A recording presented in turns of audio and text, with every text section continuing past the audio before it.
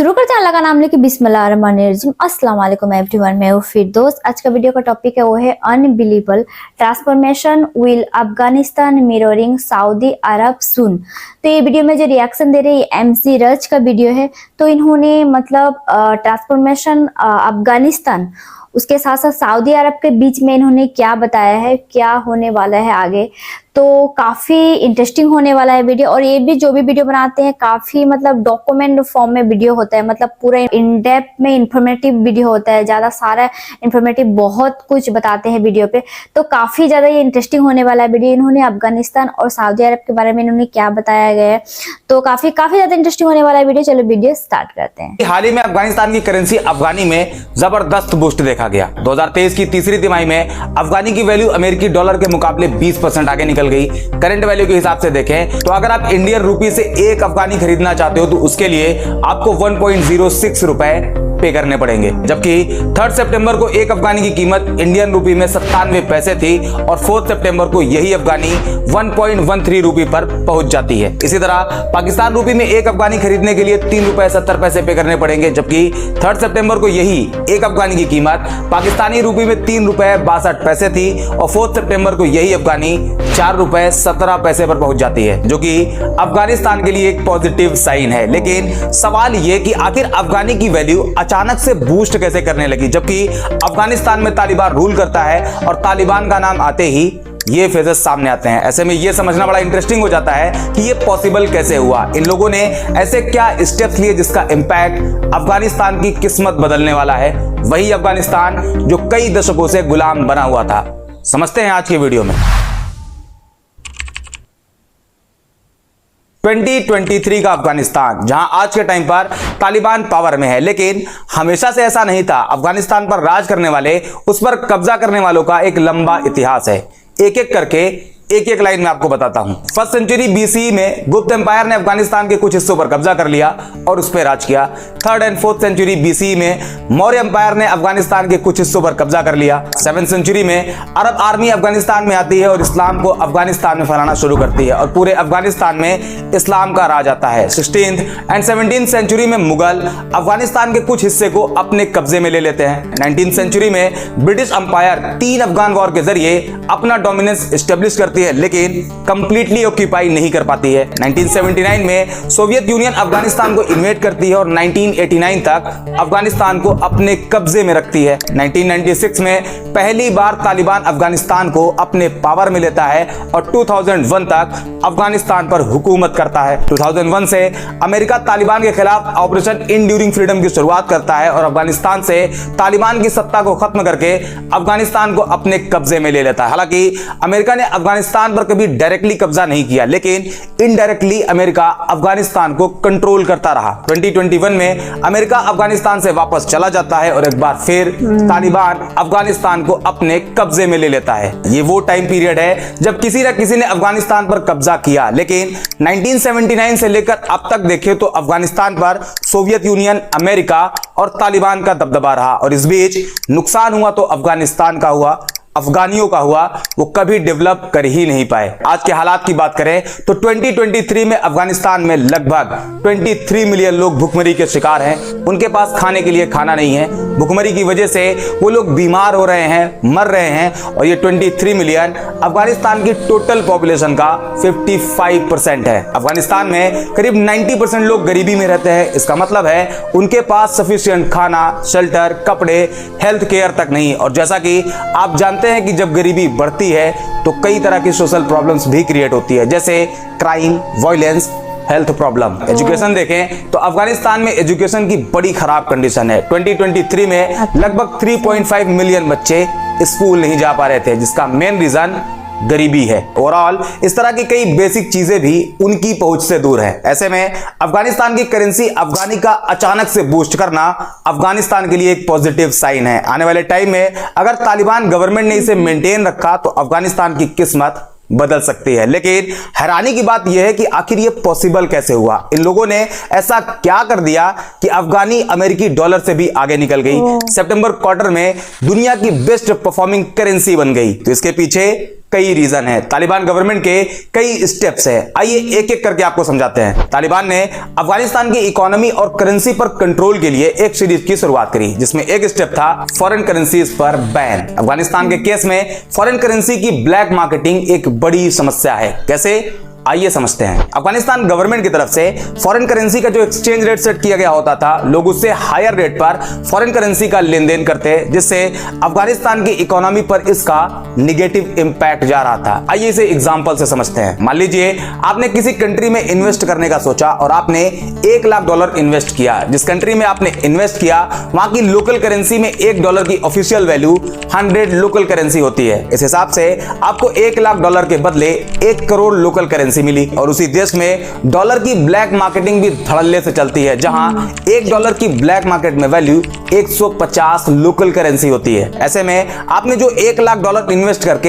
1 crore local currency प्राप्त करी थी, उसे अगर आप ब्लैक मार्केटिंग में वापस से डॉलर में एक्सचेंज करते हो, जहां $1 की वैल्यू 150 लोकल करेंसी है, तो उस हिसाब से आपको मिलेंगे $6,66,667। जबकि अगर आप ऑफिशियल वैल्यू से कन्वर्ट करते हैं तो आपको वापस से मिलेंगे $1,00,000। लेकिन ब्लैक मार्केटिंग से आपको $5,66,667 ज्यादा मिले। नुकसान किसका हुआ?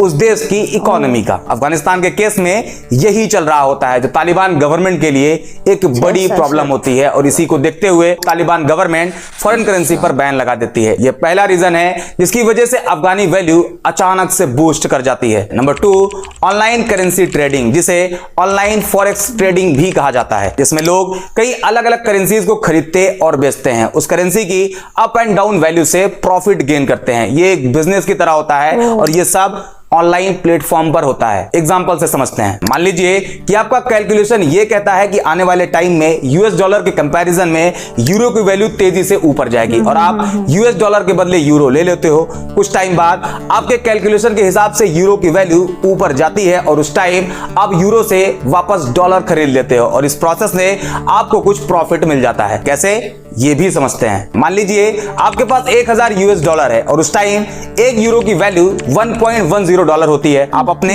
$1,000 से यूरो खरीदते हो तो आपको मिलता है 909.09 यूरो। कुछ टाइम बाद यूरो की वैल्यू ऊपर बढ़ती है और 1 यूरो की वैल्यू 1.10 से बढ़कर $1.15 हो जाती है और उस टाइम आपके पास जो 909.09 यूरो होता है उससे आप वापस से डॉलर खरीद लेते हो, जिसके बदले आपको मिलता है $1,045.45।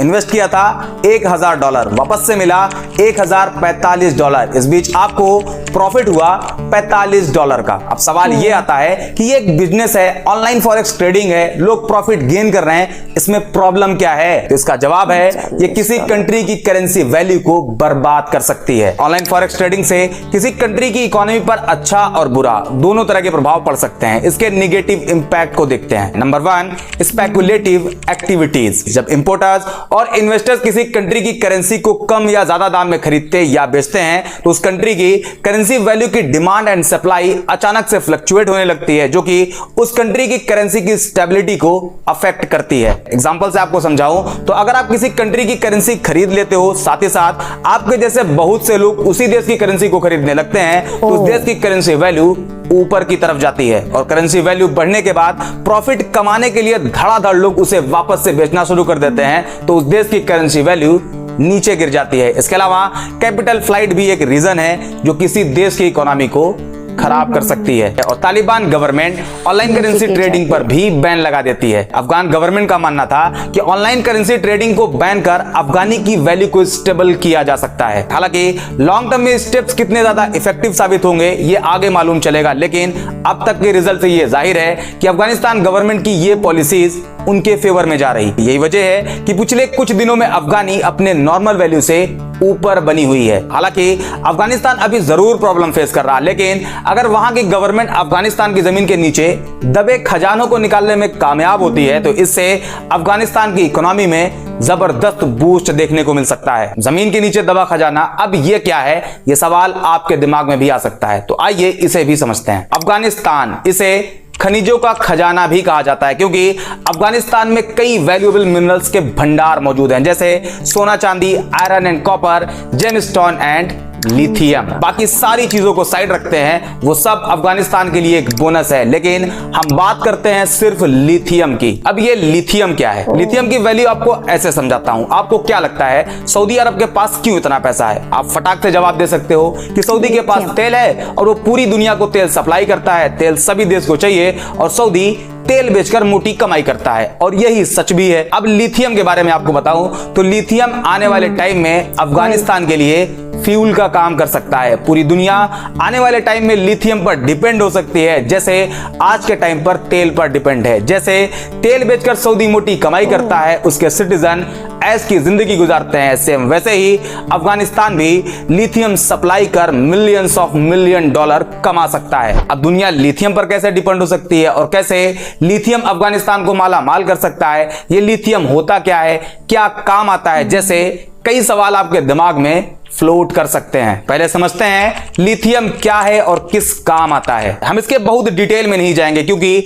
लिथियम अपने आप में एक अलग टॉपिक है, लेकिन ऊपर ऊपर आपको बताते हैं। लिथियम एक केमिकल एलिमेंट है, पीरियोडिक टेबल में इसे Li से रिप्रेजेंट किया गया है और ये काफी हल्का मेटल है। इसका इस्तेमाल तो वैसे कई सेक्टर में किया जाता है, लेकिन जो इसका मेन यूजेज है वो है रिचार्जेबल बैटरी बनाने में। जैसा कि अभी टाइम चल रहा टेक्नोलॉजी का, मोबाइल, लैपटॉप, कैमरास जैसे बहुत से इलेक्ट्रॉनिक डिवाइसेस रिचार्जेबल बैटरी का इस्तेमाल करते हैं। इलेक्ट्रिक व्हीकल्स, इसकी तो मानो होल्ड लगी हुई है। हर कंपनी जल्द से जल्द एक सक्सेसफुल इलेक्ट्रिक व्हीकल्स मार्केट में लॉन्च करना चाहती है और इन सभी चीजों में जो बैटरी यूज करी जाती है वो बनती है लिथियम से, जिसे लिथियम आयन बैटरी कहा जाता है। इसके अलावा दुनिया की सबसे बड़ी प्रॉब्लम है बायोफ्यूल, क्योंकि इसकी डिमांड कम होने का नाम ही नहीं ले रही। ऐसे में दुनिया इसका अल्टरनेटिव भी तलाश रही और लिथियम वही अल्टरनेटिव बनकर एनर्जी की डिमांड फुलफिल कर सकता है। और यही रीजन है कि लिथियम को आने वाली पीढ़ी का पेट्रोल भी कहा जाता है। साल 2010 में यूएस मिलिट्री और साइंटिफिक टीम ने अफगानिस्तान में लिथियम के भंडार होने की खोज की थी, जो उस टाइम की बड़ी खबर में से एक थी। ऐसे में अभी हाल ही में अफगानी की वैल्यू का बूस्ट करना सिर्फ ट्रेलर हो सकता है, देश की इकोनॉमिक कंडीशन के सुधरने का एक संकेत हो सकता है। हालांकि अफगानिस्तान गवर्नमेंट को कई चैलेंजेस भी फेस करने पड़ सकते हैं, लेकिन अगर अफगान गवर्नमेंट चैलेंजेस को टैकल करने में कामयाब हो जाती है और लिथियम को अपने रेवेन्यू का सोर्स बना लेती है, तो अफगानिस्तान का एक ब्राइट फ्यूचर बाहें फैलाए उसका इंतजार कर रहा। आज के वीडियो में इतना ही। उम्मीद करते हैं वीडियो आपको जरूर पसंद आई होगी। अगर हाँ तो हमें लाइक, शेयर एंड सब्सक्राइब जरूर करें। पॉसिबल हो तो हमें ज्वाइन भी जरूर करें। बाकी बहुत अच्छा वीडियो था, फॉर्म में था, जो कि पूरा इंफॉर्मेटिव वीडियो था। मतलब अफगानिस्तान और जैसे कि मतलब सऊदी में क्या हो रहा है, जैसे कि करेंसी का ऊपर में बहुत कुछ बताया गया है। जैसे कि अफगानिस्तान के लोग जो होते हैं मतलब वहाँ पे बहुत गरीबी होता है, लेकिन फिलहाल अभी बहुत मतलब डेवलप हुआ है करेंसी में, सारा चीज़ बताया गया है। और जैसे कि इन्होंने बताया, जैसे कि एक्चुअली में रही सही बात बताया, जैसे सऊदी जैसे कि फ्यूल्स भी मतलब बेच रहे हैं, तेल पेट्रोल बेच के अमीर हो रहे हैं, हम लोग सब जानते हैं। वैसे अफगानिस्तान में एक पत्थर है जिससे कि बताया, जिसकी उससे हम बैटरी बनाते हैं। जैसे कि अभी पता होगा, अभी सब चीज़ बैटरी का फॉर्म में हर एक चीज़ आगे आने वाला कल में आने वाला जनरेशन में चेंज होने वाला है, तो इसका भी डिमांड बहुत ज़्यादा बढ़ने वाला है। तो कैसा मतलब डेवलप हुआ है कंट्री अफगानिस्तान, ये पूरा इन डेप्थ में इन्होंने पूरा अच्छी तरीके से बताया। आई होप आपको भी वीडियो बहुत ज़्यादा अच्छा लगा होगा। वीडियो अच्छा लगे तो चैनल को सब्सक्राइब कर देना, वीडियो को लाइक कर देना। अस्सलाम वालेकुम।